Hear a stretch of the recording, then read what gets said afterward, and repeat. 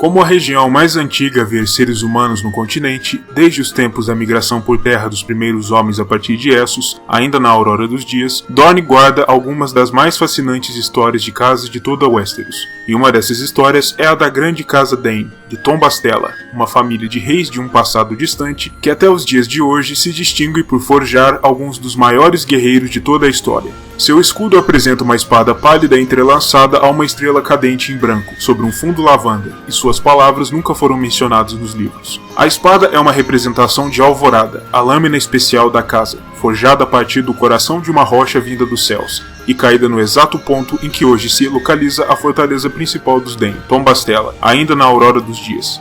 Apenas os cavaleiros mais honrados e habilidosos da casa são considerados dignos de empunhar tal lâmina ancestral, e o homem responsável por levar a Alvorada em batalha recebe também o título de Espada da Manhã, a maior das honras para um guerreiro da casa. A espada é de um tom muito claro e pálido, descrito como um branco leitoso, ao contrário da escuridão cinzenta do aço valeriano, mas apresenta a mesma força, afiação e leveza que são típicas do aço de dragão, tornando-a única no mundo conhecido, e o objeto de incontáveis lendas.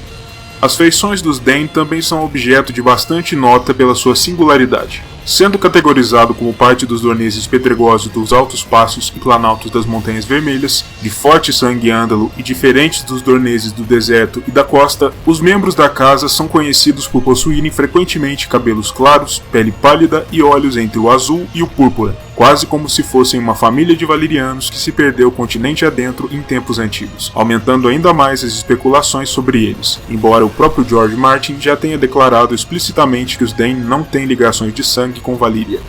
No passado distante, os Dayne foram reis em suas terras, em torno do rio Torrentinho, governando a partir de sua fortaleza insular na desembocadura do rio. Devido à posição de suas terras, os Dayne sempre estiveram muito envolvidos nos intermináveis conflitos entre os homens de Dorne e os homens da Campina, criando entre os Dayne e as casas da Campina uma inimizade profunda e antiga, em especial contra os senhores da casa Oakhart, com os quais vem lutando há milhares de anos. Um dos reis Dayne do passado, Samuel Dayne, chamado de Estrela Flamejante, ficou marcado por ter sido responsável por incendiar a grande cidade de Vila Velha. O último dos reis Dayne, Vorian, chamado até os dias atuais de A Espada do Entardecer, foi um dos monarcas derrotados pela coalizão militar dos Martell e dos Rhoynares durante as Guerras de Niméria, e enviado a Ferros para a muralha, para viver o resto de seus dias a serviço da patrulha. Depois disso, a casa Dayne se tornou apoiadora da princesa Niméria em sua luta de morte contra o rei Yorick V Ironwood, pelo controle da península. O terceiro dos maridos da princesa foi, aliás, Sor Davos Dayne, um dos Espadas da Manhã. Mas ao final do governo de Niméria, o poder foi passado novamente aos Martell através da filha de Niméria com o príncipe Mors, ao invés de ao filho da princesa com Sor Davos, e aos Dayne coube apenas o posto de casa vassala da nova princesa de Dorne. Mais adiante, já durante a primeira guerra dornesa contra o Conquistador, Sor Joffrey Dayne esteve à frente de um exército dornês que atacou a cidade de Vila Velha, arrasando e queimando vilas e campos em seu entorno, em um ato de provocação aos Targaryen. Quando tornou-se claro que os Targaryen não seriam capazes de subjugar o Principado por muito tempo, foi proposta uma solução alternativa à questão, através da via matrimonial, e Lady Clarisse Dayne foi especulada como uma possível noiva para o rei Maegor I, como forma de unir os reinos, mas tal casamento nunca ocorreu. Na época da primeira das rebeliões Blackfyre, o Espada da Manhã de então, Sor Ulrich Dayne, foi enaltecido pelo cavaleiro Sor Eustace Oswey, que afirmou que o guerreiro dornês estaria em pé de igualdade em uma luta contra homens como Daemon Blackfyre ou o príncipe Aemon, cavaleiro do dragão.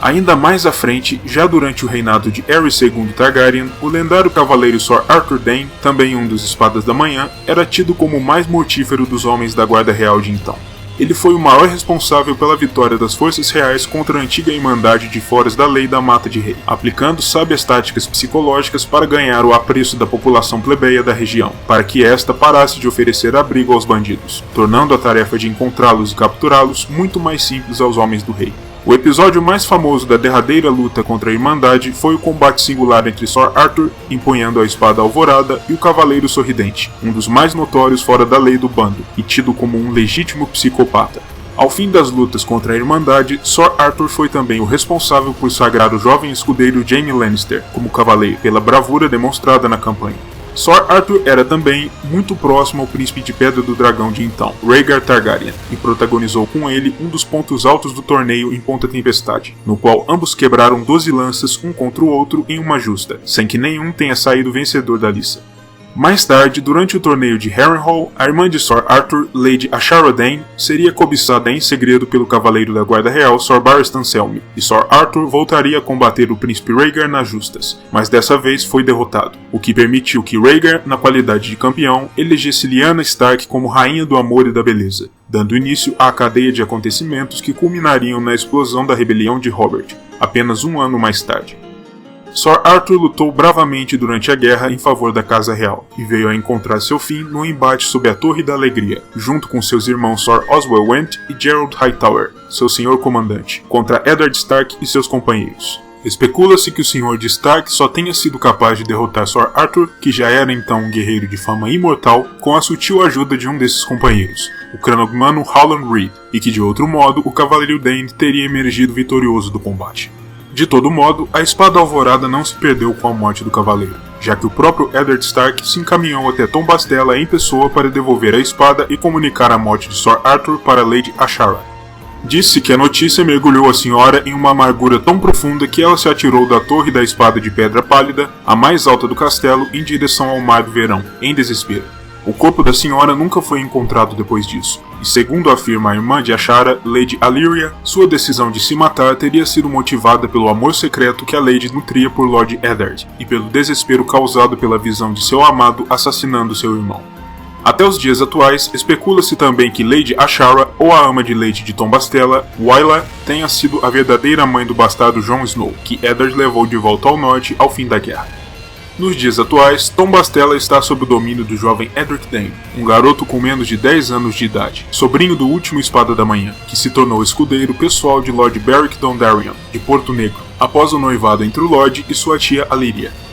Existe ainda outro ramo cavaleiresco da Casa Dayne, sediado no castelo de Alto Ermitério, e que sempre esteve subordinado aos Dayne de Tom Bastella. Esse ramo está atualmente sob o controle de Sir Gerald Dayne, chamado de Estrela Negra, um cavaleiro conhecido em toda Dorne por sua impulsividade e ousadia, além de seu mal disfarçado ódio aos homens da Campina.